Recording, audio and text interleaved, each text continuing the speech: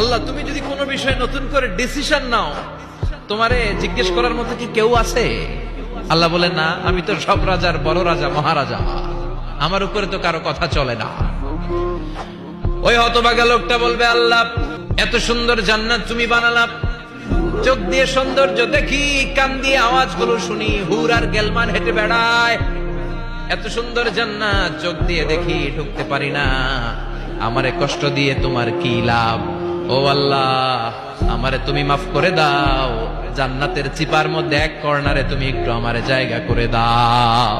আল্লাহ বলবেন, ওয়াই হাক ইবনা আদম, তোর ধ্বংস হোক হে আদম জাত, মা আগদারাকা, তোর চেয়ে বড় গাদ্দার আমি আমার সৃষ্টিকুলে কাউরে দেখি নাই, কারণ তুই আমার সাথে চুক্তি করিস আর চুক্তি ভঙ্গ করিস।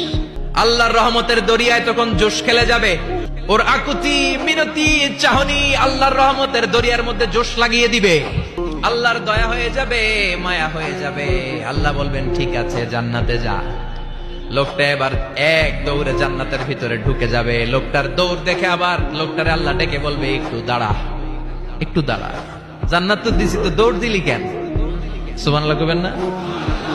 লোকটি বলবে, আল্লাহ প্ল্যান তো আমি কম করি নাই, এত চেষ্টার ফলে আমি আসতে পারছি, আবার যদি তুমি বাইর করে দাও, এই জন্য এক দৌড়ে এমন চিপার মধ্যে লুকামো যাতে তুমি আমার না দেখো।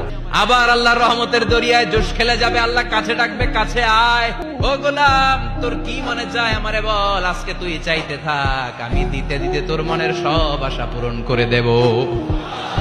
লোকটা খুশি হয়ে বলবে, আল্লাহ আমারে এটা দাও, বাড়ি দাও, গাড়ি দাও, নারী দাও, এটা দাও, ওটা দাও, একের পর এক চাইতে থাকবে, আল্লাহ সব তারে দিতে থাকবে। চাইতে চাইতে লোকটার সব চাওয়া যখন শেষ, সে বলবে, আল্লাহ আর আমার চাওয়ার কিছু নাই। আল্লাহ বলেন, নো, এত তাড়াতাড়ি যে তুমি খেলা শেষ করতে পারবা না মনু, আমার সাথে তোমার এই খেলা আরো লম্বা সময় চলতে হবে, তোমার অনেক কিছু চাইতে হবে, তুই আজকে চাইতে চাইতে তোর সব চাও আমার কাছে বলবি, আর আমি দিতে দিতে তোর জীবন ধন্য করে দেব।